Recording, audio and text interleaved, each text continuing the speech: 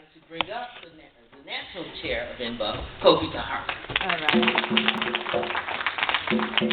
Brothers and sisters, I want to bring you greetings on behalf of the officers and members of the National Black United Front.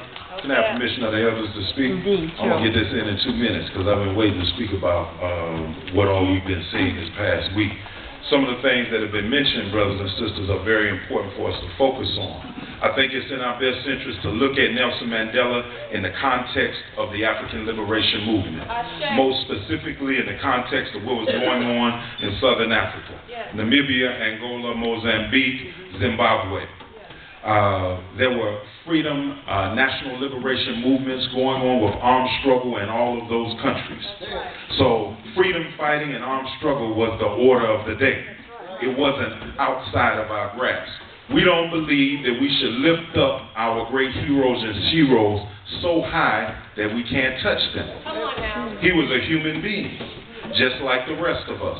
As Brother Omawale Luthuli had mentioned to me, he said, you know, when he was on Robben Island, Mandela said, I was there with great men. He was there with other freedom fighters, not just from Azania.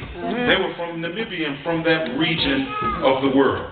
It was mentioned earlier about the role of Cuba. Let me reiterate a little bit on that. Cuba sent troops and put troops and spilled blood on the ground for the freedom of South Africa. And historians have said that in 1988, when they were on the ground, that was the pivotal point that forced P.T. Botha and de Klerk to the negotiating table.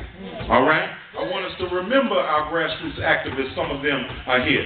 Judah Mboni, Gloria Omawale, Ada, Deloitte Parker. If you participated in any of the marches, protests, rallies, petitions during the Free South Africa movement, anti-apartheid movement in Houston or any place in the country, would you please stand? And we need to give them a hand. A reporter called me and they said, well, I got a picture. Yeah, give them a hand. These are the people. Some of them names we know and some of them names we don't know. A reporter called me and said, you know, well, I got a picture from when Mandela was here in 1999 or whatever. I said, I'm not concerned about who was there once he got free. I'm concerned about the people who helped him get free. And we got some of those people right here. Lastly, look, Mandela, the ANC is just a part. That's one organization. You had the Pan-African Congress. You had the Zanian People's Organization. You had the Black Consciousness Movement. You have a whole host of organizations in that region. SWAPO, FRELIMO, the MMPLA, the CCM. This is your homework if you don't know. Look them up. His wife, Gracia Machel, she was the wife of Samora Machel, who was the president of Mozambique. He was a revolutionary. He was assassinated. You wonder why her and Winnie Mandela get together so long? Because she was a soldier in the army. Two revolutionaries. You can't mention Nelson Mandela without Winnie Mandela. He said she had it harder than I did. I did 1 day in solitary confinement. She did a year and she had to raise her children. Don't let these people put no stain on Mama Africa of the whole continent, Winnie Mandela. Come on, thank you. There's room. If we are serious about this liberation movement, brothers and sisters, even with Mandela, there's room for critique. Today might not be the day for it, but if you are serious about it, we need to critique him, the ANC, the moves they made, the deals they cut, and see whether it was in the best interest of South African people and the African liberation movement around the world. Cuba, again, the most high position, if you watch the memorial, was held for Raul Castro. He spoke right before the president of the country, and the lady, the sister who introduced him said, we're going to hear from a speaker from a tiny island that freed us. Now, they cut the program after President Obama left, but he was the speaker right before the President of Zuma himself. Lastly, I can't help but to think, brothers and sisters, when I see President Obama, Michelle Obama and the children over there in that cell on Robben Island, and they talk about how much they're moved by Mandela's example, then I got to think about our political prisoners right here in America.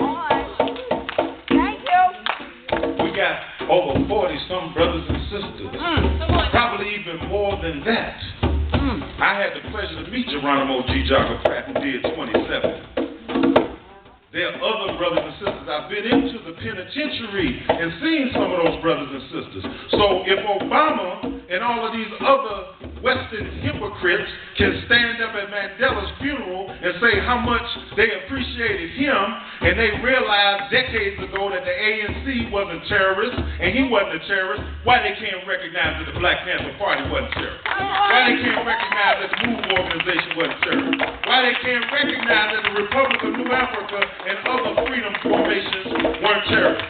That's our work for today. We got brothers and sisters right here that's been locked down for 20, 30, and 40 years. If we love Mandela, we'll love our freedom fighters right here. Thank you. All right.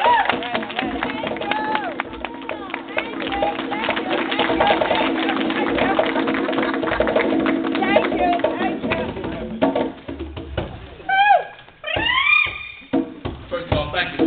Can I proceed, Mother? Yes, Thank indeed. you. First of all, I'd like to thanks for giving me the opportunity to stand up here and speak. You know what? As I stand here and listen to my brother Mandela, I had a critical decision to make on how I was connected with him. In the late 70s, I was facing solitary confinement in my own life.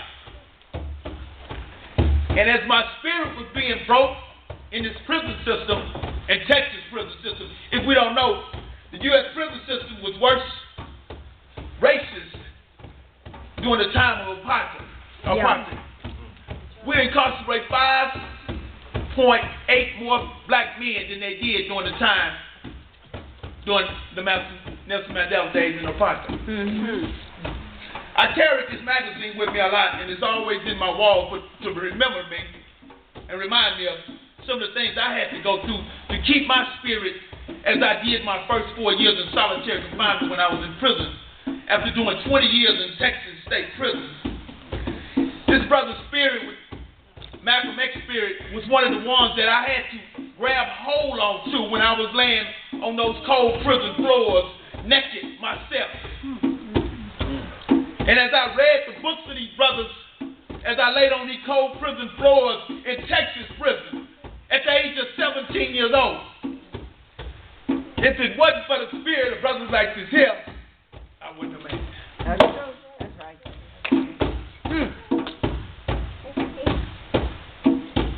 For 30 years, I dedicated my life to making a change towards this mass incarceration.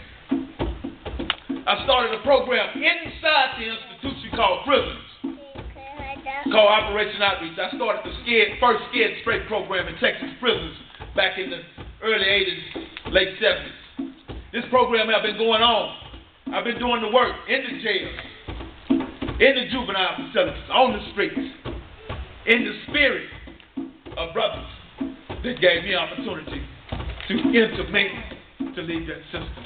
Thank you. Thank you.